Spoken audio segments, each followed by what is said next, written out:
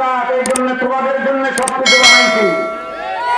গোটা পৃথিবীর সবকিছু তোমাদের জন্য বানাইছি, আর তোমাদেরকে আমি আল্লাহর জন্য বানাইছি।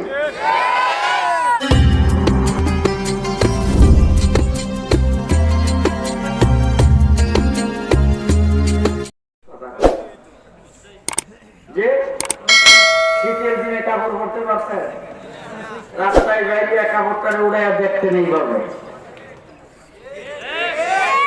আল্লাহ পাক সব দিছে নিয়ামত, সবটা যেই জায়গা ঠিক করছে এইটাও নিয়ামত। কথা বলেন। আচ্ছা, নাকটা যদি আল্লাহ পাক মুখের উপরে না দিয়া ওড়াতে দিত, তাহলে খাবারটারে মাইকা নাকের কাছে নিয়ে আগে ধরতেন, বলে দেখ দিকে সুগন্ধ না ধরবেন। নাক দিছে আল্লাহ পাক মুখের উপরে। কথা বলেন। মুখের ভিতরে দাঁত নিয়ামত না? জিহ্বা কয়টা? কয়টা জিহ্বা? একটা জিহ্বা। মরিচ খাইলে কেমন লাগে? করলা খাইলে তিতা, তেঁতুল খাইলে জিহ্বাটা ফালটায় খেয়েছেন না একটা দিয়ে? রুই মাছ এক রকমের মজা, কাতল মাছ আর এক রকমের মজা, আইর মাছ এক রকম, বোয়াল মাছ আর এক রকম, কাঁঠাল এক রকম, আম এক রকম, কমলা এক রকম, মালটা আর এক রকম। ঘটনা কি? আবার শুকা খাইবেন কামরাঙ্গে এক রকমের শুকা, তেঁতুল আর এক রকমের শুকা। একটা জিহ্বা মুখের ভিতরে দিয়া সাতটা খাইলে কত রকমের? হাজার হাজার রকমের স্বাদ একটা জিহ্বা মুখের ভিতরে দিয়ে আল্লাহ পাক চাগাইছে। আমার আল্লাহ বলেন 3.5 হাত বুড়ির ভিতরে কত নিয়ামত দিয়েছি, গণনা শেষ করতে পারবা না। ঠিক না ঠিক? আমার ভাইরা, মায়ের পা মাথার থেকে পায়ের পাতা পর্যন্ত অসংখ্য নিয়ামত। আল্লাহ রাব্বুল আলামিন বলেন, ও দুনিয়ার মানুষ, দুনিয়াতে যা কিছু দেখো সব তোমাদের জন্য বানাইছি। দিন বানাইছি তোমাদের জন্য, রাত্র তোমাদের জন্য, বাতাস তোমাদের জন্য, আগুন তোমাদের জন্য, পানি তোমাদের জন্য, আসমান তোমাদের জন্য, জমিন তোমাদের জন্য, চন্দ্র তোমাদের জন্য, সূর্য তোমাদের জন্য, গাছ গাছালি তোমাদের জন্য। দুনিয়ার যাবতীয় সবকিছু তোমাদের জন্য বানাইছি। তোমরা মানুষ, আমাদেরকে কার জন্য বানাইছি? হ্যাঁ? ও আমার ভাইরা, দুনিয়াতে এই জমিনের বুকে জিনিসপত্রের অভাব নাই, অনেক কিছু আছে। আছে না? জিনও বাস করে, ফেরেশতাও বাস করে, জন্তু জানোয়ার, অভাব নাই। কিন্তু আল্লাহ তাবারক ওয়া তাআলা আমাদের সম্পর্কে বলেছেন, ইন্নী জাইলুন ফিল আরদি খলিফা, এই জমিনের মধ্যে আমি আল্লাহর প্রতিনিধি, একমাত্র মানুষ। মানুষকে আল্লাহ পাকের প্রতিনিধি বানাইছে, খুশি না বেজার? আল্লাহর প্রতিনিধি বানাইছে, অসংখ্য অগণিত নিয়ামত সব আমাদের জন্য বানাইছে। এটা সব নিয়ামত আল্লাহ পাক আমাদেরকে দিছে কি জন্য? বলে তোমরা আমার ইবাদত করবা, আমার নিয়ামত খাইবা, আমার ইবাদত করবা। এই জন্য সবকিছু তোমাদের জন্য বানাইছি, তোমাদেরকে আমি আল্লাহর জন্য বানাইছি। আমা খালাকতুল জিন্না ওয়াল ইনসা ইল্লা লিয়াবুদুন। জিন এবং ইনসান, ভালো করে শোনো, দুনিয়ার যাবতীয় সবকিছু তোমাদেরকে বানাইছি, তোমাদেরকে ইল্লা লিয়াবুদুন, একমাত্র ইবাদতের জন্য বানাইছি। মানুষ আল্লাহ পাকের ইবাদতের জন্য আল্লাহ পাক বানাইছেন। তো আমার ভাইরা, এত নিয়ামত আল্লাহ পাক দান করলেন। এই সমস্ত নিয়ামত যদি এক পাল্লায় উঠান, আর একটা নিয়ামত যদি এক পাল্লায় উঠান, সমস্ত নিয়ামত ফেল, একটা নিয়ামতের ওজন ভারী হবে, সেটা হলো ঈমানের নিয়ামত। আল্লাহ পাক আমাদেরকে ঈমানদার বানাইছে। আপনাদের এলাকায় হিন্দু আছে? হিন্দুদের সব বুধ একটা, সব কয়টা? এর মধ্যে নাক নাই? নাকও আছে। হ্যাঁ? মুখের ভিতরে দাঁত বোধ হয় 10টা। দাঁত কয়টা? হ্যাঁ? অর্থাৎ আমরা যেরকম মানুষ, এরকম মানুষ, কিন্তু আল্লাহ পাক আপনাকে মুসলমানের ঘরে জন্ম দিছে, ওরা হিন্দুর ঘরে জন্ম দিছে। আল্লাহ ইচ্ছা করলে কি আমাদেরকে হিন্দুর ঘরে জন্ম দিতে পারত? কথা বলেন না কেন? নাকি আল্লাহর দরবারে আপনি কোন দরখাস্ত করছিলেন, আল্লাহ তুমি আমাদের হিন্দুর ঘরে জন্ম দিও না? কইছিলেন? আপনার বাপ দাদা কইছিল কোনদিন? তাইলে বিনা দরখাস্তে আল্লাহ পাক আমাদেরকে হিন্দুর ঘরে জন্ম দেয় নাই, মুসলমানের ঘরে জন্ম দিয়েছে। খুশি না বেজার? শুকরিয়া আদায় করে লাগবে কি লাগবে না বলেন? আল্লাহ পাক আমাদেরকে মুসলমানের ঘরে জন্ম দিয়েছেন, খুশি না বেজার? আরে পর্যন্ত আল্লাহ বানাইছে দেখি, কিন্তু আল্লাহ পাক ইচ্ছা করলে আজকের থেকে 1500-2500 বছর আগে জন্ম দিয়ে আমাদেরকে ঈসা আলাইহিস সালামের উম্মত বানাইতে পারত, ইব্রাহিম আলাইহিস সালামের উম্মত বানাইতে পারত, মূসা আলাইহিস সালামের জমানায় আল্লাহ পাক পাঠাইতে পারত। কিন্তু আল্লাহ তাবারক ওয়া তাআলা আমাদেরকে অন্য 1,24,000 পয়গম্বর আদম থেকে ঈসা পর্যন্ত কোন নবীর উম্মত বানাই নাই। বিশ্ব নবী, আখিরি নবী, আল্লাহ পাকের মাহবুব, দুজাহানের বাদশা মুহাম্মদুর রাসূলুল্লাহর উম্মত বানাইছেন। দরখাস্ত করছিলেন কেউ? বঙ্গবন্ধু করছিলেন তো? জিয়াউর রহমান, এরশাদ শাহ, কেউ দরখাস্ত করে নেই। বিনা দরখাস্তে, বিনা দরখাস্তে আমাদেরকে বানাইছে, কিন্তু সবাই একসাথে রূহের জগতে। ওই জায়গায় বানায় আল্লাহ পাক আমাদের প্রশ্ন করছিলেন, আলাস্তু বিরাব্বিকুম, আমি কি তোমাদের প্রভু নই? সেখানে কিন্তু আমরাও ছিলাম, ইব্রাহিম আলাইহিস সালামের উম্মতরাও ছিল, নূহ আলাইহিস সালামের উম্মতরাও ছিল, কিয়ামত পর্যন্ত যারা আসবে তারাও ছিল। ঠিক কিনা কম? সবাই ওই জায়গার মধ্যে আমরা ছিলাম, সেই জায়গার মধ্যে আমাদেরকে একসাথে এক জায়গায় বানাইছে, কিন্তু বানায় আল্লাহ পাক আল্লাহর কুদরতি হাতে আমাদেরকে আখিরি নবীর উম্মত বানাইবার জন্য বাছাই করেছেন। বাছাইটা কে করছে? এই আল্লাহ পাক কত বড় দয়া আমাদের উপর করলেন, কত বড় দয়া আল্লাহ পাক আমাদের উপর করলেন যে আখিরি জমানার নবীর উম্মত আমাদেরকে বানাইছেন, শ্রেষ্ঠ নবীর উম্মত আমাদেরকে বানাইছেন, শ্রেষ্ঠ নবীর উম্মত আমাদেরকে বানাইছেন। নবী দামি, আমরাও দামি, নবী দামি, আমরাও দামি, নবী শ্রেষ্ঠ, আমরাও শ্রেষ্ঠ। কুনতুম খায়রা উম্মাতিন উখরিজাত লিন-নাস, আল্লাহ বলেন দুনিয়াতে তোমাদেরকে শ্রেষ্ঠত্ব দান করছি, তার কারণ হলো তোমাদের নবী শ্রেষ্ঠ, তোমরাও শ্রেষ্ঠ। নবী দামি, তোমরাও দামি। আমাদের নবীর দাম কম না বেশি? হ্যাঁ, আরে বাবা, যত মানুষ দুনিয়াতে দেখবেন, সমস্ত মানুষের যদি আলোচনা করতে চান, যত মানুষ দুনিয়াতে আছে সমস্ত মানুষের আলোচনা যদি করতে চান, যারা দুনিয়া থেকে চলে গেছে তাদের আলোচনা যদি করতে চান, প্রত্যেকটা মানুষের আলোচনা শুরু হবে জন্ম থেকে শুরু, মৃত্যু পর্যন্ত শেষ। কথা বলেন? আপনাদের সিলেটের সৈফুর রহমান সাহেবের আলোচনা করবেন, জন্ম থেকে শুরু, মৃত্যু পর্যন্ত শেষ, জন্মের আগের কোনো খবর নাই। আমাদের কাহারও খবর আছে? হ্যাঁ, هل أتى على الإنسان حين من الدهر لم يكن شيئا مذكورا। লপাক বলো, দুনিয়ার মানুষ ভালো করে শোনো, ভালো করে জানা রাখো, ভালো করে শুনে রাখো, ভালো করে খেয়াল রাখো। তুমি কোন আলোচনার বস্তু ছিল না, তুমি কোন আলোচনার বস্তুই ছিল না। তোমার সম্পর্কে আলোচনা হইতে পারে এমন কোন জিনিসই তুমি ছিল না। দুনিয়াতে আসার পরে তুমি অর্থমন্ত্রী হয়েছ, কথা কয় না? দুনিয়াতে আইবার আগে তোমার বাপ দাদা সহ্য করছি, তোমার মা তোমাকে পেটে রাখছে, কখনো জানে না তুমি কি হইবা। ঠিক না ঠিক? এই আমাদের প্রত্যেকের আলোচনা যদি করতে চান, জন্ম থেকে শুরু, মৃত্যু পর্যন্ত শেষ। দরগা ইমাম সাহেব রহমতুল্লাহ আলাইহি আলোচনা করবেন, জন্ম থেকে শুরু, মৃত্যু পর্যন্ত শেষ। সেইকে গাজীনগরী সাহেবের আলোচনা করবেন, জন্ম থেকে শুরু, মৃত্যু পর্যন্ত শেষ। সেইকে কাকিয়ার আলোচনা করবেন, জন্ম থেকে শুরু, মৃত্যু পর্যন্ত শেষ। নেতা নেত্রীদের আলোচনা করবেন, জন্ম থেকে শুরু, মৃত্যু পর্যন্ত শেষ। শেখ হাসিনার আলোচনা করবেন, জন্ম থেকে শুরু, মৃত্যু পর্যন্ত শেষ। বঙ্গবন্ধুর আলোচনা করবেন, জন্ম থেকে শুরু, মৃত্যু পর্যন্ত শেষ। জিয়া রহমানের আলোচনা করবেন, জন্ম থেকে শুরু, মৃত্যু পর্যন্ত শেষ। একমাত্র এই সৃষ্টি জগতে আল্লাহ পাকের হাবিবকে সৃষ্টি করেছেন, যার আলোচনা পৃথিবী সৃষ্টি হওয়ার হাজার হাজার বছর আগের থেকে শুরু, জান্নাতে যাওয়ার পরে শেষ। ঠিক কিনা? নাকি রবিউল আউয়াল থেকে শুরু? যে রবিউল আউয়ালের অনেক আগের থেকে শুরু, কথা ঠিক কিনা? অনেক আগের থেকে শুরু। হুজুর আকরাম সাল্লাল্লাহু আলাইহি ওয়াসাল্লামকে একজনের প্রশ্ন করেছেন, হুজুর আপনি নবী হইলেন কবে? প্রশ্নটা শুনে রাসূল বুঝে গেছেন যে এই প্রশ্নটা কেন করছে। আল্লাহর নবী উত্তর দিয়েছেন, কুনতু নবিয়্যান ওয়াল আদামু বাইনাল মা'i ওয়াত তিন।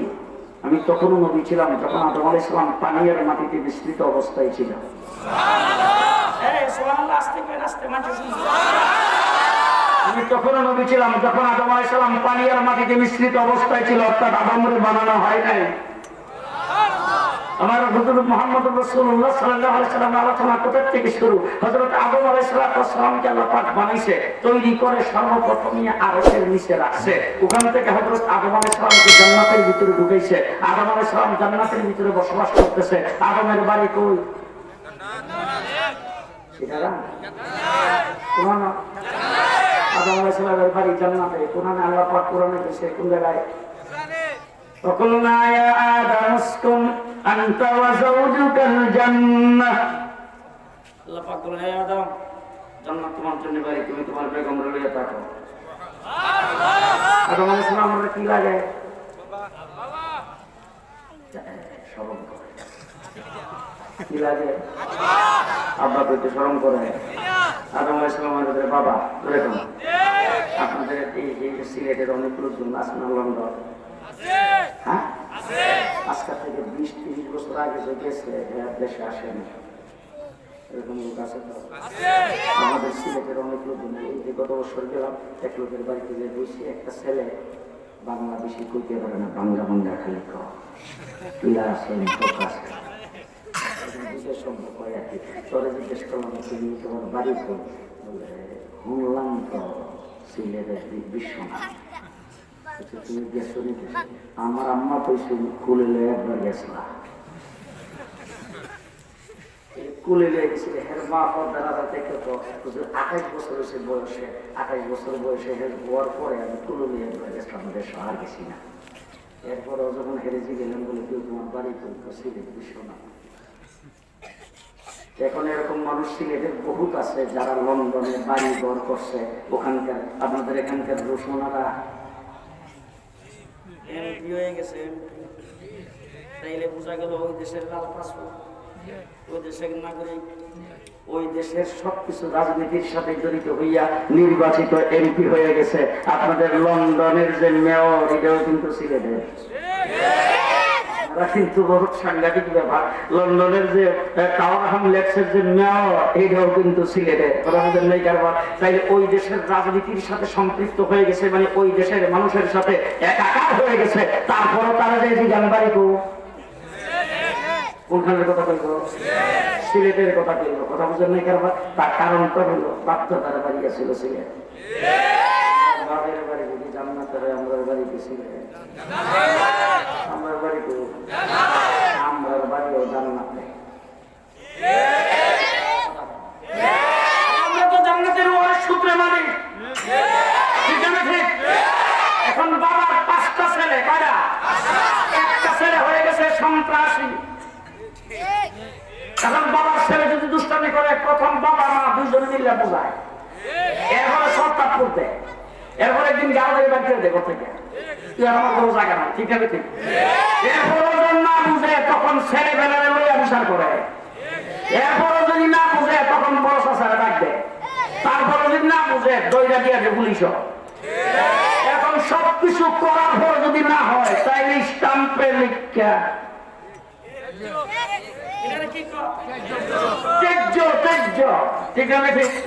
এখন 5 সালের 1 সালে যখন সন্ত্রাসী হয়ে গেছে, হেরে দিছে তীর্য কইরা। এবার আপনারা বলেন তো বাবা সম্পত্তির মালিক হে ওই বলুন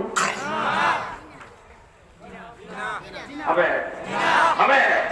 এখন বাকি যে 4 ভাই আছে, বাবা যখন মারা গেছে হঠাৎ করে বাড়িতে এসে পুষ্করির 5 ভাগের 1 ভাগ আমার, জিন্দাবাজারের দোকানটা 5 ভাগের 1 ভাগ আমার, বাড়িটা 5 ভাগের 1 ভাগ আমার। ভাইকে যখন কইছে তো ভাই আব্বা তোরা কিছু করেছে গেলে দেওয়া বাস হাত কাছা দিয়া টেলিফোন করে কয়ে তোরা কই আছো তাই দি। যখন কইছে কোয়ার পরে ভাইকে যায় এটাই কাঁদছে ছোট চাষারে, ছোট চাষা পর্যন্ত বাপের ছোট ভাই, বাপের ছোট ভাই এর সামনে খালি চোখের পানি মুছে আর বড় বয়সের মরছে, তোর শুধুই মরছে, নাইলে 10 বছর বাঁচত, তুই গেলে না চেয়ারম্যানকে ডাক দিই কথা বলেন।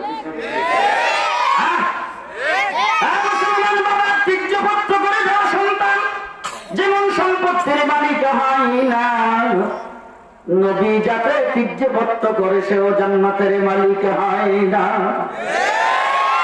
আল্লাহর নবী মদিনার রওজা থেকে বলছে এটা আমার উম্মত না,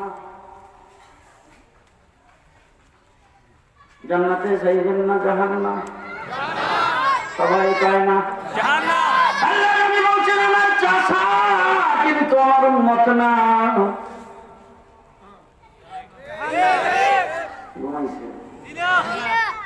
আবু লাহাব রাসূলের কি হয়? আবু তালেব কি হয়? হুজুর বলছেন চাচা কিন্তু উম্মত না। কই যাইব? আল্লাহ নবী হাফসের গোলাম বেলালকে বলছে আমার উম্মত। কই যাইব? কথা দিয়ে আসতে কর। বেলাল দেখতে সুন্দর না কালো? মদিনাতে বেলালের বাড়িটা 7 তালা। কয় তালা? বাড়ি নাই, গম নাই, কিছু নাই। সমাজের মেম্বারও না, চেয়ারম্যানও না, সর্দারও না, মাতবরও না। ঠিক আছে? মুসলিমের আমিরুল মুমিনিন হয়েছে। উমর ডাক দিয়ে বলেন বেলাল হুয়া সাইয়্যিদুনা। বেলাল হইল আমাদের সরদার। সুবহানাল্লাহ। কথা কও।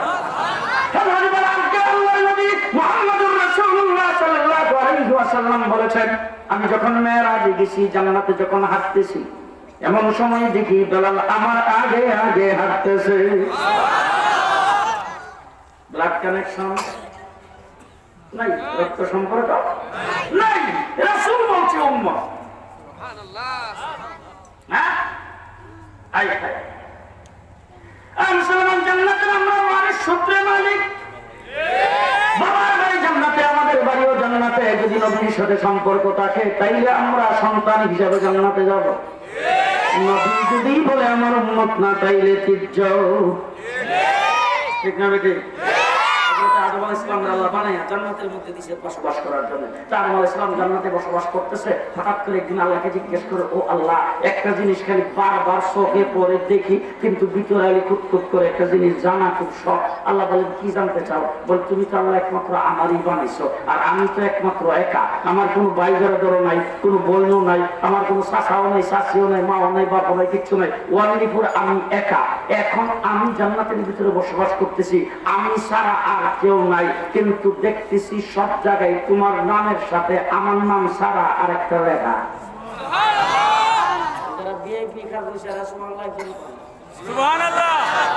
আমি সব জায়গায় দেখতেছি আমার নাম নাই কোথাও, সব জায়গায় আরেকজনের নাম লেখা। হযরত আদম আলাইহিস সালামকে আল্লাহ জিজ্ঞেস করে কি নামটা তুমি দেখলা? বলে কেন? যেই জায়গায় চাই সেই জায়গায় দেখি লা ইলাহা ইল্লাল্লাহ, সাথে লেখা আছে মুহাম্মাদুর রাসূলুল্লাহ। যত জায়গায় চাই তত জায়গায় দেখি লা ইলাহা ইল্লাল্লাহ মুহাম্মাদুর রাসূলুল্লাহ। আল্লাহ পাক জিজ্ঞেস করে তুমি কোনখানে দেখছো? বলে কেন? সর্বপ্রথম যখন আমাকে আরশের নিচে রাখা হয়েছিল তখন আরশের দিকে তাকায় দেখি আরশের মধ্যে বড় করে লেখা আছে লা ইলাহা ইল্লাল্লাহ, সাথে লেখা আছে মুহাম্মাদুর রাসূলুল্লাহ। এরপরে আরশের নিচ থেকে যখন ফেরেশতারা আমাকে আনতে গেছে, এখন যদি কোনো লোকজন কোথাও আসে বা কাউকে যদি কোনো নিচে যায়, এর সঙ্গে যদি কোনো মিছিল থাকে, রিসিপশন করার জন্য যদি কেউ আসে, তার হাতে যদি কোনো প্লাকার্ড থাকে অথবা কপালের মধ্যে যদি কোনো ফিতা বাঁধা থাকে, সেই ফিতার মধ্যে যাকে রিসিভ করতে গেছে তার নাম লেখা থাকে। আমার নামের বংশ দেখলাম না, ওই জায়গার মধ্যে দেখি লেখা আছে লা ইলাহা ইল্লাল্লাহ, সাথে লেখা আছে মুহাম্মাদুর রাসূলুল্লাহ। এরপরে যখন আমি জান্নাতের ভিতরে ঢুকবো, এখন জান্নাতে একমাত্র আমাকেই ঢুকাইতেছো। জান্নাতের গেটটা যদি সাজানো হয়, সেখানে যদি কোনো গেট লাগানো হয়, ওই জায়গার মধ্যে তো যিনি আসেন তার নাম লেখা থাকে, কিন্তু সেখানেও তাকে দেখলাম আমার নাম লেখা নাই, লেখা আছে লা ইলাহা ইল্লাল্লাহ মুহাম্মাদুর রাসূলুল্লাহ। জান্নাতের ভিতরে ঢুকলাম, দুইটা দেখি প্রত্যেকটা গাছের পাতায় পাতায় লেখা লা ইলাহা ইল্লাল্লাহ মুহাম্মাদুর রাসূলুল্লাহ। এরপরে দেখি জান্নাতের ভিতরে যত আসবাবপত্র, সমস্ত আসবাবপত্রের গায়ে লেখা লা ইলাহা ইল্লাল্লাহ মুহাম্মাদুর রাসূলুল্লাহ। এরপরে আমার রং বেরঙের যত খাবার প্রতি ওয়াক্তে দেওয়া হয়, প্রত্যেকটা খাবারের লেবেলের উপরে লেখা লা ইলাহা ইল্লাল্লাহ মুহাম্মাদুর রাসূলুল্লাহ। আলোচনা করতে গিয়ে শুরু রবিউল্লাহ বলতে গিয়ে কোথা থেকে শুরু? আল্লাহ রাব্বুল আলামিন ডাক দিয়ে জিজ্ঞেস করে আদম চিনো নাই? বলে চিহ্ন করতে দেখি, তা পড়ছি আমি। আল্লাহ পাক বলেন এবার আমার কাছ থেকে শুনে নাও, লাউলা কালামা খালাকতুকা ইয়া আদম, তারে যদি না বানাইতাম তোমারও বানাইতাম না, না বানাইলে তোমারও বানাইতাম না। এই নবী মুহাম্মদুর রাসূলুল্লাহ সাল্লাল্লাহু আলাইহি ওয়াসাল্লামের আলোচনা কোথা থেকে শুরু। আমি যখন আমার মায়ের পেটে ছিলাম তখন আমি যে জুনায়েদ আল হাবিব হবো, এখন যে আমাদের সিলেটে ওয়াজ করতে আসবো, আমার মা বলতেছে, আমার দাদি বাড়ছে, আমার বাবা বাড়ছে, 14 গোষ্ঠীতেও বাড়ে। বাংলাদেশের বড় মুফাসসির কোরআন মাঝে ফেটো রাখছে করতেছে জি আপনাদের দরকারি ইমাম সাহেব যে মা ফেটো রাখছে উনি যা বারণ করে করতেছে শেখ সাহেব এত বড় শেখ হইব ওনার মা কইতে পারছে। কিন্তু আমার রাসূল সাল্লাল্লাহু আলাইহি ওয়াসাল্লাম যখন মায়ের পেটে হঠাৎ করে একদিন আব্দুল মুত্তালিব হুজুর আকরাম সাল্লাল্লাহু আলাইহি ওয়াসাল্লামের দাদা আব্দুল মুত্তালিব ছিলেন তো নাম শুনছেন তো বাইতুল্লাহর মুতাওয়াল্লি কুরাইশের সর্দার হুজুর নাকার মা উনি একদিন বৌমারে ডাক দিছে, বৌমা কাটা মা আমেনা আমার নবীর মা সুবহানাল্লাহ। বৌমার একদিন ডাক দিছে রাসূল সাল্লাল্লাহু আলাইহি ওয়াসাল্লাম কোন মায়ের পেটে ডাক দিয়ে বৌমার সামনে নিয়ে বসাইছে, বসাইয়া বলতেছে বৌমা তোমার সম্পর্কে একটা আলোচনা শুনতেছি মানুষের মুখে, বিশেষ করে মায়ের উপরে বেশি আলোচনা করে। বলে আব্বা আলোচনাটা কি শুনতেছেন? বলে একটা আলোচনা শুনতেছি, আলোচনাটা হইল যে আমি তো পৃথিবীর বিভিন্ন দেশে যাই, সামনে যাই, ইরাকে যাই, সিরিয়াতে যাই, মিশরে যাই, পৃথিবীর বিভিন্ন দেশে গেলে আমি যেহেতু কুরাইশের সর্দার বাইতুল্লাহর মুতাওয়াল্লি, আমি যদি কোন দোকান থেকে আতর কিনি, সুগন্ধি কিনি, তাইলে কিন্তু পৃথিবী বিখ্যাত সবচাইতে দামিটাই কিনি, কম দামিটা কিনি না। আর আমি যেহেতু বাইতুল্লাহর মুতাওয়াল্লি কুরাইশের সর্দার, এই জন্য অসংখ্য লোকজন আমার সঙ্গে দেখা সাক্ষাৎ করতে আইসা আমার যে হাদিয়া দেয় পৃথিবী বিখ্যাত ভালো সুগন্ধি যেটা সেটা হাদিয়া দেয়। এখন আমি কিনা যদি ব্যবহার করি তাইলেও সবচাইতে দামিটা ব্যবহার করি, আর মানুষ আমার হাদিয়া দিলেও দামিটা দেয়, আমি দামিটাই ব্যবহার করি। এখন লোকজন যে আতর ব্যবহার করে, সুগন্ধি ব্যবহার করে, আমার কাছে এসে বলছে তুমি যেই সুগন্ধি ব্যবহার করতেছো এই সুগন্ধি নাকি জীবনে কোনো মানুষ কোনোদিন নাকে কোনোদিন সঙ্গে নাই। তারপরে এটার বাস্তবতা আমি দেখতেছি, তুমি যখন আমার সামনে আইছো তখন তোমার শরীর থেকে যেই সুঘ্রাণ আসতেছে, এই ঘ্রাণ আমি আমার জীবনে কোনোদিন এই আতর কোনো মার্কেটে দেখিনি।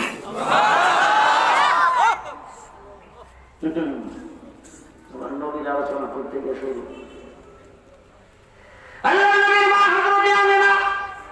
চোখে পানি ছেড়ে দিয়ে শ্বশুর আব্বাকে ডাক দিয়ে বলেছেন, ও শ্বশুর আব্বা আমি কি করব? যেদিন থেকে এই সন্তান আমার পেটে আসছে ওই দিন থেকে আমার শরীর থেকে মেশকে আম্বরের সুঘ্রাণ বের হইতে শুরু করেছেন। ও শ্বশুর আব্বা আমি কি করবো? যেদিন থেকে এই সন্তান আমার পেটে আসছে ওই দিন থেকে আমার শরীর থেকে যখন গান বের হয় গানটা মেশকে আম্বর চাইতে বেশি সুগন্ধি। আমি যে বিছনার মধ্যে শুই সেই বিছনার থেকে সুগন্ধি। শ্বশুর আব্বা আমি কি করবো? যেদিন থেকে এই সন্তান পেটে আসছে ওই দিন থেকে রাত্রের বেলা যখন চক্ষু বন্ধ করি তখন দেখি বিবি হাওয়া আমাকে সালাম জানাইতেছে, বিবি মারিয়াম আমাকে সালাম জানাইতেছে, বিবি আসিয়া আমাকে সালাম জানাইতে শুরু করেছেন। চক্ষু বন্ধ করলে ঘুমের মধ্যে স্বপ্নে দেখি জান্নাতের হুর গিলমান আমাকে সালাম জানাইতে শুরু করেছেন। যখন বের হয় প্রচন্ড রৌদ্রের ভিতরে ঘর থেকে বের হইতে দেরি হয়, আকাশের মেঘ এসে আমার মাথায় ছায়া ধরতে দেরি নাই। ও শ্বশুর আব্বা কি করব? যখন কুয়ার থেকে পানি উঠাইতে যাই অন্যান্য মহিলারা বলতে দিয়ে কুয়ার থেকে কষ্ট করে পানি উঠাইতে হয়, আমি কুয়ার কিনারে গিয়ে দেখলাম যাইতে দেরি কুয়ার পানি আমার হাতের কাছে আসতে দেরি না।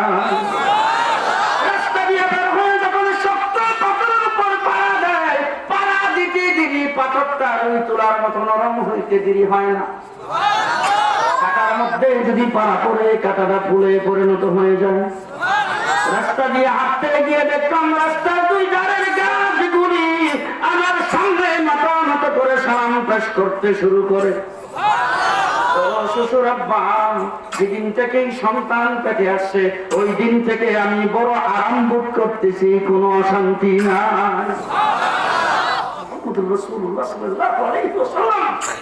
সেই নবীর উম্মত আল্লাহ পাক আমাদেরকে বানাইছেন, খুশি না বেজা? খুশি না বেজা? মুহাম্মদুর রাসূলুল্লাহ সাল্লাল্লাহু আলাইহি ওয়াসাল্লাম রাসূল জন্মগ্রহণ করেছেন।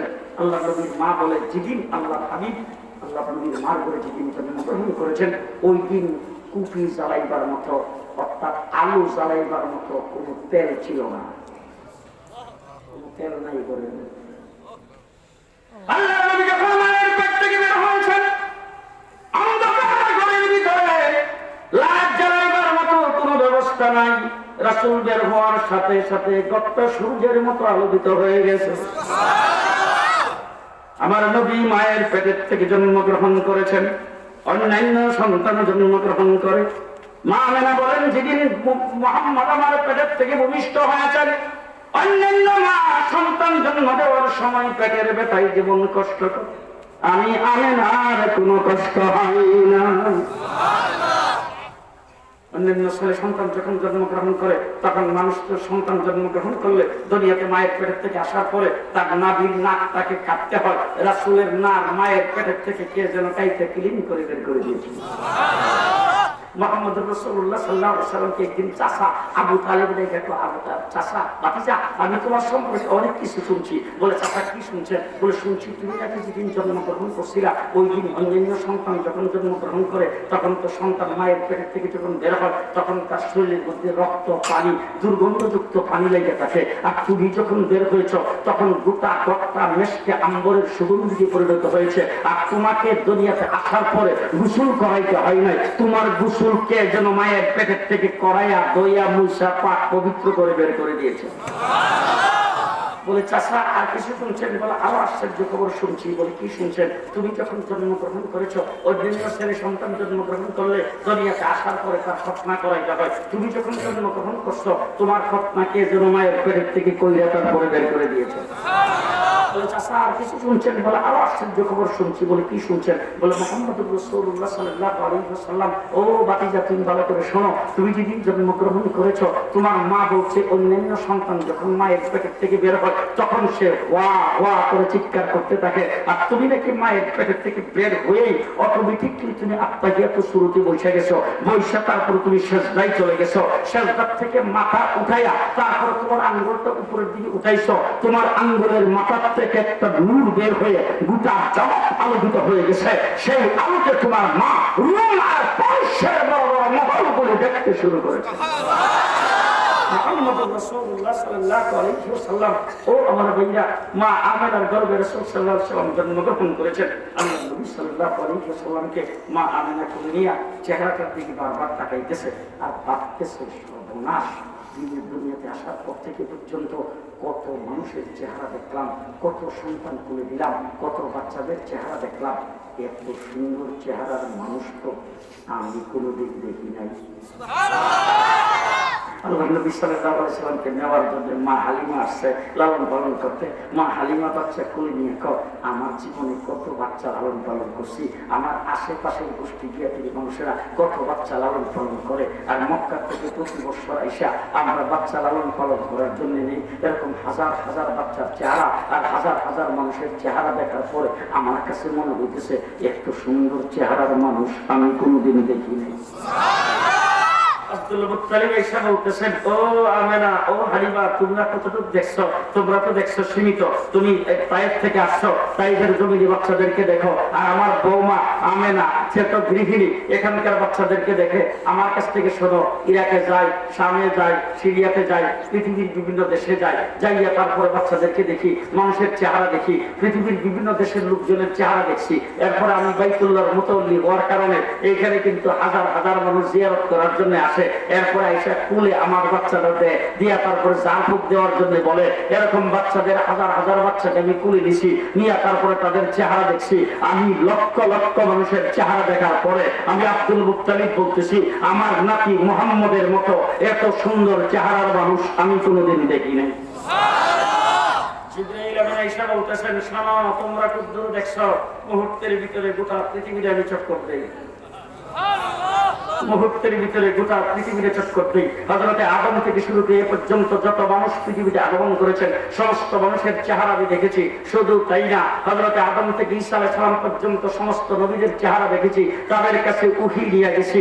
আদম আর হাওয়া আলাইহিস সালামকে আমি জান্নাতের ভিতরে দেখছি, নূহ আলাইহিস সালামকে কিস্তিতে দেখছি, ইব্রাহিমকে নমরুদের আগুনে দেখছি, মূসা আলাইহিস সালামকে কুরে তুরে আল্লাহর সঙ্গে কথা বলতে দেখেছি, হযরত ঈসা আলাইহিস সালামকে মায়ের কোলে কথা বলতে দেখেছি, ইউসুফ আলাইহিস সালামকে কুয়ার ভিতরে ভিতরে আমি হাত দিয়ে ধরে রেখেছিলাম।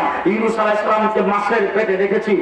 1,24,000 পয়গম্বরকে দেখে, জান্নাতের হুর গিলমানদেরকে দেখে, তামাম পৃথিবীর সমস্ত কিছু দেখার পরে আমি জিবরাইল বলতেছি, এত সুন্দর চেহারার মানুষ আমিও কোনোদিন দেখি নাই। আল্লাহ রাব্বুল আলামিন ডাক দিয়ে কল জিবরাইল তুমি দেখবা করতে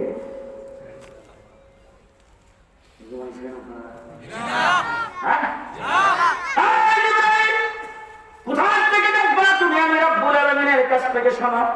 তামাম পৃথিবীর সমস্ত মানুষ দেখেছো, সমস্ত নবীদেরকে দেখেছো, জান্নাতের হুর গিলমানদেরকে দেখেছো। এবার আমার কাছ থেকে শোনো, তুমি দেখার কোনো কারণ নাই, তুমি তো দেখতে পারবা না। তার কারণ হলো মুহাম্মদের চাইতে সুন্দর আমি আল্লাহ নিজেই কোনোদিন বানাই না।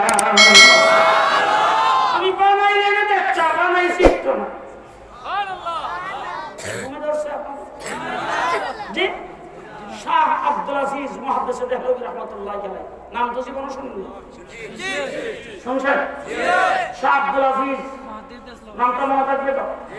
শাহ আব্দুল আজিজ মুহাদ্দিস দেহলভী রাহমাতুল্লাহি আলাইহি। মুসলমান হয়ে থাকলে নামটা মুখস্থ করে রাখা দরকার। আমাদের দেশটা 56,000 বর্গ মাইল। বাংলাদেশ পাকিস্তান আয়তনের দিক থেকে আমাদের চাইতে বড় না ছোট? ভারত আমাদের চাইতে বড় না ছোট? ভারত পাকিস্তান বাংলাদেশ নিয়ে পুরাটা ছিল ভারত উপমহাদেশ। সেই ভারত উপমহাদেশ যখন ছিল, আমরা যখন ভারতের অন্তর্ভুক্ত ছিলাম, তখন কি আমাদের দেশের আওয়ামী লীগ, বিএনপি, জাতীয় পার্টির মতো লিডার ছিল না? ওই দেশটা যেমন বড়, লিডারও বড়। কথা বলে না জি, লিডারও বড় ছিল কিনা? কম। আমাদের বাংলাদেশের যারা নেতা তারা কিন্তু 56,000 বর্গ মাইল নিয়ে বাপে, আর তখন যারা নেতা ছিল তারা তখন গোটা ভারত নিয়ে বাপত। নেতা বড় না শুধু, রাজনৈতিক দল বড় না শুধু, চাইলে বড় বড় রাজনৈতিক দল ছিল, বড় বড় লিডার ছিল। ইংরেজ যখন এই দেশ দখল করেছেন, কোন লিডার জবান খুলে কোনো কথা বলতে পারে নাই। কোন লিডারের জবান থেকে, মুখ থেকে একটা শব্দ উচ্চারিত হয় নাই। সবাই হাত পা কোথায় রাজনীতিকে বন্ধ করে দিয়ে সবাই করে বসে গেছেন। ইংরেজের বিরুদ্ধে যদি কেউ সর্বপ্রথম কথা বলে থাকেন, তিনি হলেন একজন মৌলবী, তার নাম শাহ আব্দুল আজিজ মুহাদ্দিস দেহলভী রাহমাতুল্লাহি আলাইহি। তিনি দিল্লির জামে মসজিদে মেম্বার থেকে হুঙ্কার দিয়েছিলেন, মুসলমানদের জন্য স্বাধীনতা যুদ্ধ করা ফরজ।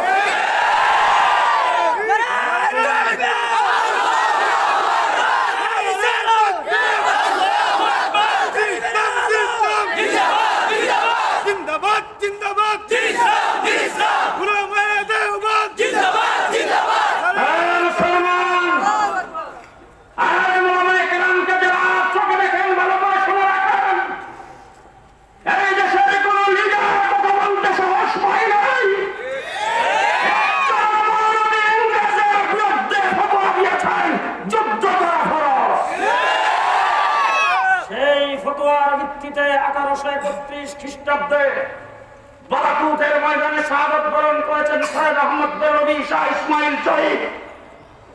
আজকে যুবক ভাইরা যারা আজকে ইসলামী সম্মেলনের ব্যবস্থা করেছেন, ইতিহাস বলে বলে শুনে রাখেন, স্বাধীনতা আন্দোলনের কাদের অবদান, স্বাধীনতা আন্দোলনের ইতিহাস যদি দেখতে চান, শাহ আব্দুল আজিজের ইতিহাস প্রথম দেখতে হবে। একদিনে স্বাধীন হয় নাই, ইংরেজ থেকে দেশ স্বাধীন করেছি আমরা। একজন মৌলবীর ফতোয়া, শাহ আব্দুল আজিজের ফতোয়ার উপর ভিত্তি করে টিপু সুলতান মাঠে আসছে, শাহাদাত বরণ করেছেন। শাহ আব্দুল আজিজের ফতোয়ার উপর ভিত্তি করে আসছে সিরাজউদ্দৌলা, শাহাদাত বরণ করেছেন। শাহ আব্দুল আজিজের উপর ফতোয়ার উপর ভিত্তি করে 1857 খ্রিস্টাব্দে কাসেম নানতনি রশিদ আহমদ জমদার রহমাতুল্লাহি আলাইহির নেতৃত্বে স্বাধীনতার যুদ্ধে আজাদী আন্দোলন হয়েছে। সেই আন্দোলনে শাহাদাত বরণ করেছেন হাফেজ জামিল শহীদ। পরিষ্কার ভাষায় বলতে চাই, দেশ স্বাধীনের ইতিহাস যদি দেখতে চান, সৈয়দ আহমদ চৌধুরী শাহ ইসমাইল শহীদকে বাদ দিলে স্বাধীনতা ইতিহাস পূর্ণাঙ্গ হবে না। হাফেজ জামান শহীদকে বাদ দিলে স্বাধীনতা ইতিহাস পূর্ণ হবে না। এই সেই আন্দোলনের সেই ফতোয়ার উপর ভিত্তি করে হযরত দেওবন্দ দারুল মাদ্রাসার সর্বপ্রথম ছাত্র মাহমুদুল হাসান দেওবন্দি রাহমাতুল্লাহ আলাইহি 1915 সনে তিনি করেছেন রেশমি রুমাল আন্দোলন। সেই শাহ মাহমুদুল হাসান দেওবন্দি রাহমাতুল্লাহ আলাইহিকে বন্দী করা হয়েছে।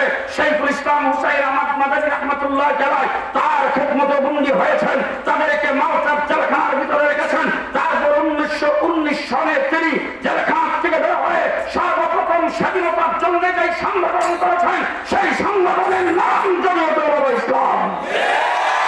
এই সংগঠনের ভিত্তিতে হযরত শাইখুল ইসলাম হুসাইন আহমদ মাদানী রাহমাতুল্লাহ আলাইহি কলিকাতা এসে 146 ধারা ভঙ্গ করে। ও সিলেটের মানুষ, সিলেটে আসলে একটা স্লোগান শুনি, সিলেট আসলে একটা স্লোগান শুনি, সেই স্লোগানটা হইল সিলসিলায়ে মাদানী। সিলসিলায়ে মাদানীর মানুষ ভালো করে শুনে রাখেন, 146 ধারা জারি করেছেন ইংরেজ, মাইকে বারবার ঘোষণা করতেছেন। আজকের এই মাহফিল 146 ধারা জারি করা হলো। এই মাহফিল চলবে না। এই মাহফিলের যিনি সভাপতিত্ব করবেন, যিনি পরিচালনা করবেন, দুজনকে দেখা মাত্র গুলি। ইংরেজের ঘোষণা। ইতিহাস তালাশ করে দেখেন, হুসাইন আহমদ মাদানী লাফ দিয়ে সিঁড়ি উঠেছেন, উল্টা তারপরে সামনে দাঁড়ায় বলছেন, আজকের মাহফিলের সভাপতিও আমি, পরিচালক আমি। আজকের মাহফিলের সভাপতিও আমি, পরিচালক আমি। এই কথা বলে আস্তিনের বোতাম এইভাবে খুলে দিয়েছিলেন। যারা এখন বলেন মুজিব কোট, 100 বার বলেন আপনাদের নেতা সে জায়গায় দিত, কিন্তু ইতিহাস ভালো করে জানেন এটা মুজিব কোট না, এটা মৌলভী কোট। এটা ওলামা কোট। হযরত হুসাইন আহমদ মাদানী এইভাবে বোতাম খুলে দিয়েছিলেন, দিয়ে বলছিলেন দেখা মাত্র গুলি। এইভাবে বন্দুক তাক করে এইভাবে গুলি যখন করতেছে, একটাও চলে না।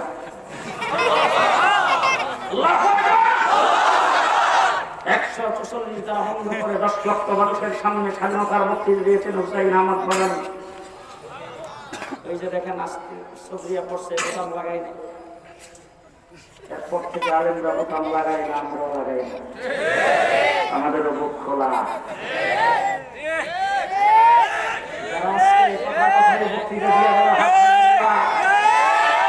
আজকে বলো আমাদের ঘাড় মটকায় দিবা, আজকে বলো আমাদের হাত ভেঙে দিবা, আজকে কথা কথাই বলো খেলা হবে। 1450 বছর পর্যন্ত সমস্ত বাতিলের বিরুদ্ধে আমরাই খেলেছি, ইংরেজের বিরুদ্ধে আমরা খেলতে খেলতে পর্যন্ত এসেছি। বাংলাদেশে কোনো মুসলিম পরিষ্কার ভাষায় বলে গেলাম, মনে রাখবেন, আওয়ামী লীগ ক্ষমতায় থাকুক, বিএনপি ক্ষমতায় থাকুক, আমাদের কোনো আপত্তি নাই। 50 বছর পর্যন্ত ক্ষমতা কিন্তু এই দেশের আলেমরা চালাই নাই। ক্ষমতায় আপনারাই ছিলেন, আপনারাই থাকবেন। আজকে যারা ক্ষমতায় আছে তারা যদি না থাকতে পারে আরেক দল আসবে, আমরা কিন্তু ক্ষমতায় যাইতে পারবো না। যারা হাদিস পড়ায়, মসজিদ ইমামতি করে, হাদিসের মসনদে যারা বসেন, তারা হাদিসের মসনদ ছাড়া বঙ্গভবন তাদের কাছে ভালো লাগবে না। আমাদের দেশের যারা শাইখুল হাদিস, তারা বুখারী শরীফের হাদিসের 10 ছাড়া তাদের বঙ্গভবন ভালো লাগবে না। বলা করে মনে রাখেন, আমাদের দেশের বড় বড় এমপি হয়েছে, আপনাদের ছেলেদের শাহিনুল বাসা চৌধুরী, মুফতি আক্কা, মুফতি ফজলুল আমিনী, তাদের সাথে ঘোরাফেরা করে দেখেছি। তারাও রাত্রের বেলা কোথাও থাকতে হলে মাদ্রাসায় যায় থাকতেন, সার্কিট হাউসে থাকেন নাই। দেশের উলামায়ে কেরাম মসজিদে মাদ্রাসায় যে আরামে আছে। ফরমালিন মুক্ত জিনিস যদি কেউ খায়, আমরাই খাই। কারণ নতুন গাছের ফলটা ফাটলে কারে খাওয়া, ইমাম সাহেব, নতুন মুরগি ডিম পারলে কারে খাওয়া, আমাদের জন্য নিয়ে আসে। কথা বলেন। সুতরাং আমরা হাদিস কোরআনের মস্তক ছেড়ে ক্ষমতা দখল করতে চাই না। ক্ষমতায় আপনারাই থাকবেন, আপনারাই ক্ষমতায় চালান। এই দেশের সরকারের বিরুদ্ধে আমাদের কোনো বক্তব্য নয়। এই দেশের যারা ক্ষমতায় আছে, ক্ষমতাসীনদের বিরুদ্ধে কোনো বক্তব্য নয়, তাদের বিরুদ্ধে কোনো আলটিমেটাম নয়। পর্যন্ত কোন একজন আমরা বলি নাই ক্ষমতার থেকে মারা দেব, সেই কথা আমরা বক্তৃতা দেই না। আমরা শুধু একটা কথা বলি, নাস্তিক আর মুক্তার যারা হবে, ইসলামের বিরুদ্ধে যারা কথা বলবে, দেশকে রক্ত দিয়ে আমরা স্বাধীন করেছি, সুতরাং ইসলাম বিরোধীদেরকে কোন অবস্থাতে ছাড় দেওয়া হবে না।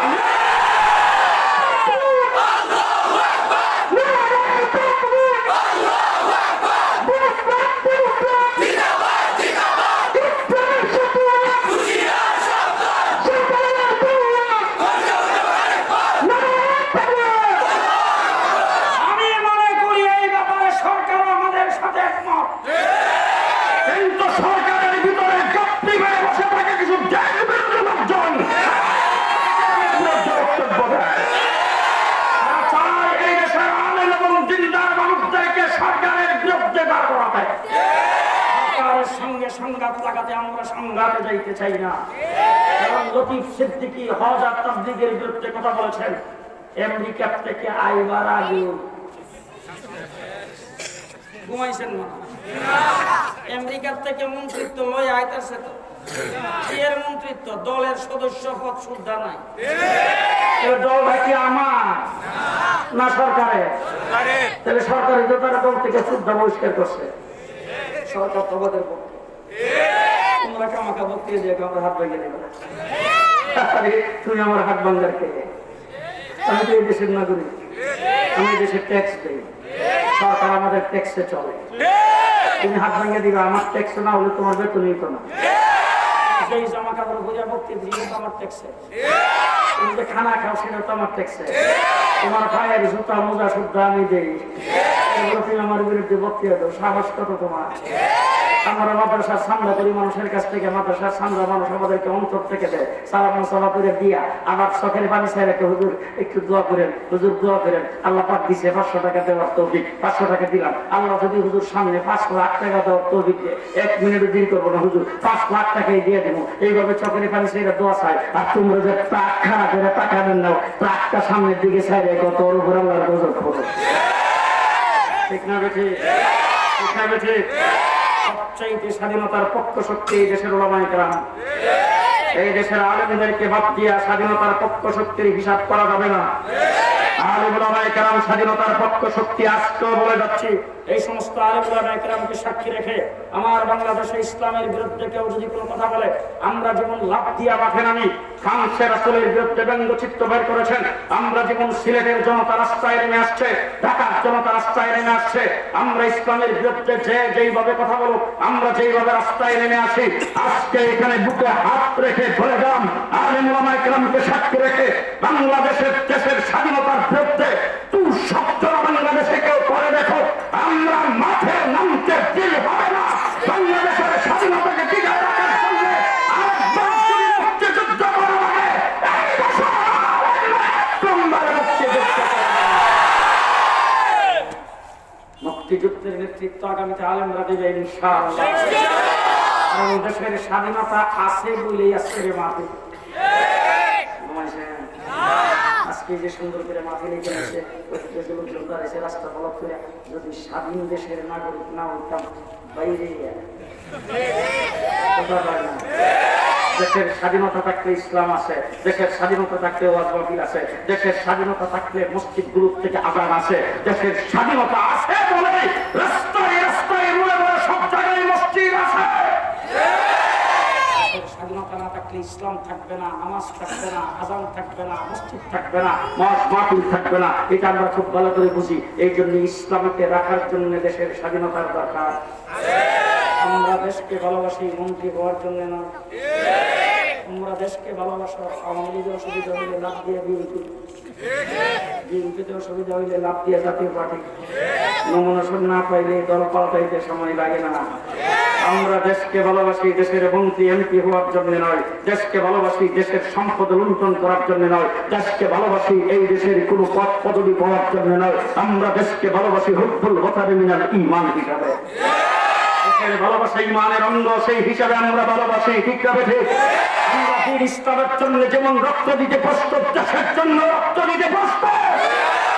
ঠিক আছে না ইনশাআল্লাহ? আব্দুল আজিজ মুহাদ্দিস দেহলভী রাহমাতুল্লাহ আলাইহি কইল, স্বাধীনতার গোড়া সর্বপ্রথম স্বাধীনতা যুদ্ধের ফতোয়া দিয়েছেন কে? আব্দুল আজিজ মুহাদ্দিস দেহলভী রাহমাতুল্লাহ আলাইহি। ওনার বাবা হলেন শাহ ওলিউল্লাহ মুহাদ্দিস দেহলভী। বাবার নাম কি? শাহ ওলিউল্লাহ মুহাদ্দিস দেহলভী। ওনার বাবা ছিলেন শাহ আব্দুর রহিম। শাহ ওলিউল্লাহর বাবার নাম কি? শাহ আব্দুর রহিম সাহেব আর ওনার স্ত্রী দুইজনে মিলে তাহাজ্জুদের নামাজ পড়া আল্লাহর দরবারে মোনাজাতে হাত উঠাইছে। দেখে ওনাদের হাতের ভিতরে ছোট ছোট দুইটা হাত মোনাজাত করে। এইভাবে 3 বার দেখছে। দেখা সকালবেলা উঠে বড় একজন হুজুরের কাছে গেছে, যে বলছে যে হুজুর প্রকাশ্যে দেখছি, স্বপ্নে না, নামাজ পড়া হাত উঠাইছি। এমন সময় দেখি ছোট ছোট দুইটা সুন্দর হাত আমাদের হাতের সঙ্গে মোনাজাতে হাত উঠাইছে। ওনারা বলছেন তোমাদের আজকের মিলনে তোমাদের গর্ভে একটা সন্তান জন্মগ্রহণ করবে, যেই সন্তানটা জগতের বিখ্যাত আল্লাহর ওলি হবে। সর্বপ্রথম ভারতবর্ষে হাদিসের 10 শুরু করেছেন শাহ ওলিউল্লাহ। সর্বপ্রথম কোরআন শরীফের তর্জমা করেছেন শাহ ওলিউল্লাহ। সেই শাহ ওলিউল্লাহ মুহাদ্দিস দেহলভী রাহমাতুল্লাহ আলাইহি আল্লাহ পাক 4টা সন্তান দিয়েছিলেন। 4 সন্তান হাদিস শাস্ত্রের মুহাদ্দিস, ফিকহ শাস্ত্রের মুফতি আর কোরআনে কারীমের মুফাসসির। সন্তানের নাম শাহ আব্দুল আজিজ মুহাদ্দিস দেহলভী। বাবা করেছেন ফার্সি ভাষায় কোরআনের তর্জমা, আর বড় ছেলে শাহ আব্দুল আজিজ লিখেছেন তাফসীরে আজিজি। এই তাফসীরে আজিজির ভিতরে একটা কথা লিখেছেন, আল্লাহ পাক যে সুন্দর বানাইছে, সুন্দর সুন্দর শুনছেন তো? যত সুন্দর আমরা দেখি সমস্ত সুন্দরটা যা আল্লাহ বানাইছেন, সুন্দর বস্তুটা, এটাকে বানাইয়া আল্লাহ পাক 100 ভাগে ভাগ করছে। কয় ভাগে? 100 ভাগে ভাগ কইরা আল্লাহ পাক 99 ভাগ রাইখা 1 ভাগে আলাদা করছে। বাংলা কথা বুঝেন তো? 1 ভাগে আলাদা করছে, কইরা 1 ভাগে করছে 2 ভাগ। 100 ভাগের 1 ভাগে 2 ভাগ। 2 ভাগ কইরা 1 ভাগ দিয়া আল্লাহ ইসুফ আলাইহিস সালামকে বানাইছে, আর 1 ভাগ দিয়া तमाम পৃথিবীর সমস্ত সুন্দর বানাইছে। সুবহানাল্লাহ। আস্তে কর। এবার আপনাদের সিঙ্গাবাজার, নিউ মার্কেট, তারপরে যে সিলেটের বিভিন্ন জায়গায় বিমানবন্দরে যাইয়া, তারপরে বিক্রিয়ার পরে ফেসবুক তখন হাতে হাতে বিক্রিয়া রাত্রে ঘুম নাই, বালিশের নিচে মাথাটা দিয়ে কোথায় দেখলাম যা কিছু দেখলেন সব 100 ভাগের 1 ভাগের অর্ধেকের হালকা হালকা হালকা সিধা। সুন্দরী প্রতিযোগিতায় যারা 1 নম্বরে পাস করে হালকা সিধা ঘুমাইছে, আর একা ইসুফ আলাইহিস সালাম অর্ধেক। এবার ইসুফ কেমন সুন্দর,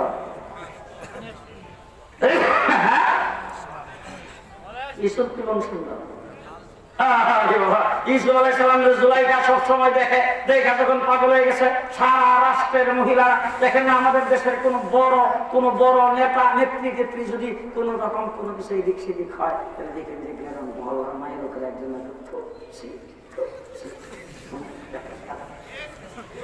মিশরের মহিলারা যখন এরকম শুরু করছে, তখন জুলাইখা সবাই দাওয়াত দিছে, ইসুফ আলাইহিস সালামের 1 নজর দেখাইব। দাওয়াত দিয়া সবার সামনে ফল আর ছুরি রাখছে, ছুরি রাইখা তখন বলছে খাওয়া ইফতার, আর ইসুফ আলাইহিস সালামের বলছে সামনে দিয়া যাও। তারা ফল ধরছে, কাটতে কাটে লাগে ছুরি হাতে, আর ইসুফ আলাইহিস সালাম সামনে দিয়ে যাইতেছে। ইসুফের দিকে যাই তাকাইছে, তাকাইয়া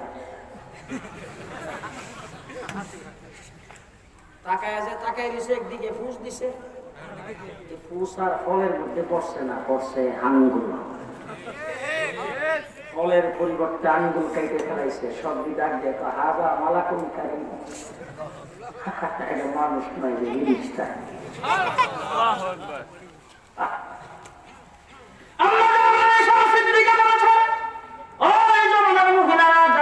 ইউসুফ আলাইহিস সালামকে দেখে হাতের আঙ্গুল কেটে ফেলেছে।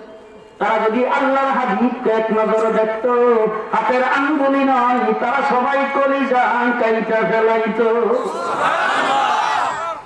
মুসলমান ভালো করে শুনে, আল্লাহর হাবিবকে যদি দেখতো, ইউসুফ আলাইহিস সালামকে যারা দেখছে হাতের আঙ্গুল কাটছে, ঈমান আনে নাই। আঙ্গুল কাটছে, ঈমান আনে নাই। আল্লাহর হাবিবকে যারা দেখছে ঈমান আনছে, কলিজাও কাটাইছে। আল্লাহর হাবিবকে হযরতে সুমাইয়া দেখছে, ঈমান আনছে, কলিজাও কাটাইছে। আল্লাহর হাবিবকে হযরতে আমির হামজা দেখছে, ঈমান আনছে, টুকরা টুকরা হইছে। ঠিক না ঠিক? আল্লাহর হাবিবকে আমরা দেখি নাই, দেখছি আল্লাহর হাবিবকে আমরা দেখি নাই। আল্লাহর হাবিবের সৌন্দর্যের কথা, তার ফজিলতের কথা, তার বরত্বের কথা শুনেছি। আল্লাহর হাবিব বলেছেন আমাকে সবচাইতে বেশি ভালোবাসতে হবে, ঠিক না ঠিক? আল্লাহর হাবিবকে দেখি নাই, রাসূলের কথা শুনেছি, কিন্তু হাবিবের বিরুদ্ধে কোন মানুষ যদি বলে জীবন দিতে আমাদেরও সময় লাগবে না, ঠিক না ঠিক? ঠিক না ঠিক? বলেছেন সৌন্দর্য আল্লাহর কাছে রয়েছে কয়বার? আরো জোরে। হযরতে শাহ আব্দুল আজিজ বলেন ওই 99 বার সুন্দর পুরাটা দিয়া আল্লাহ রাব্বুল আলামিন আল্লাহর হাবিবকে বানাইছে। এবার আল্লাহর হাবিব কেমন সুন্দর হইব?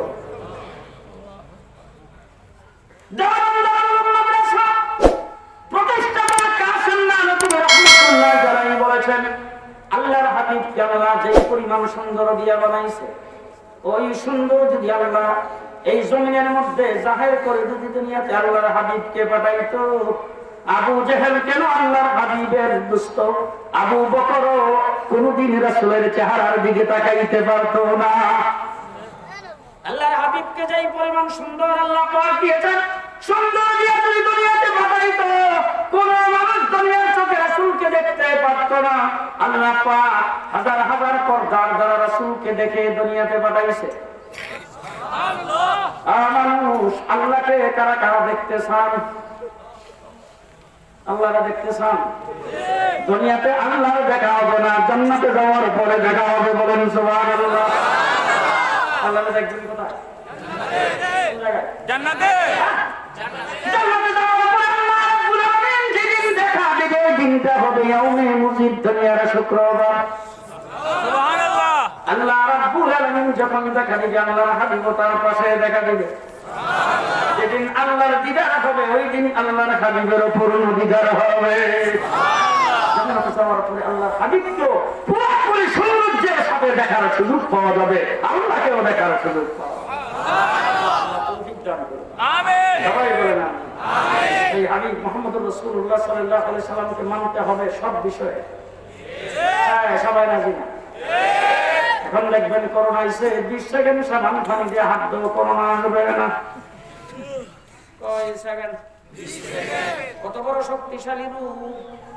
20 সেকেন্ড সাবান পানি দিয়ে হাত ধুইলে আসে না।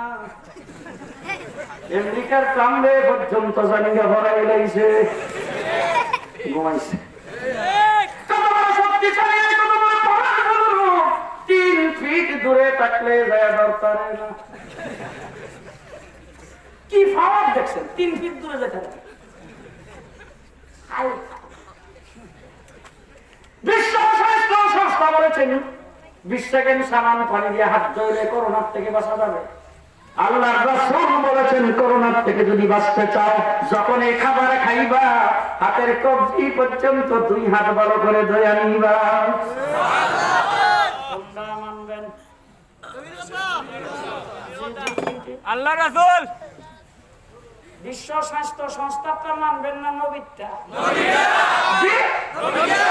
যখনই কোনো খাবার খাবেন কবজি পর্যন্ত 2 হাত ভালো করে ধুয়ে নেবেন।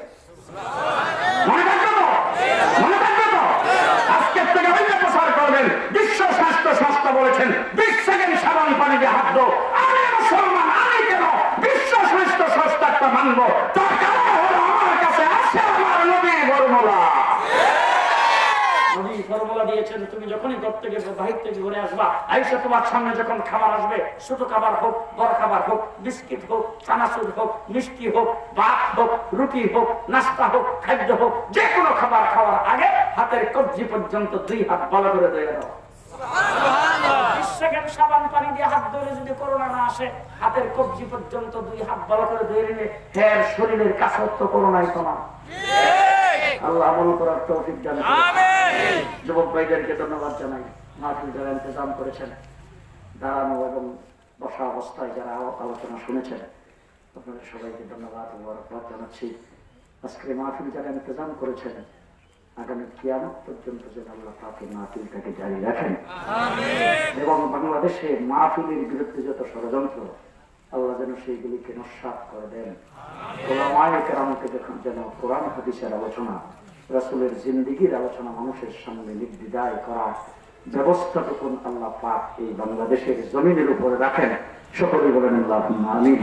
ওয়া আখিরু দাওয়ানা আলহামদুলিল্লাহি রাব্বিল আলামিন।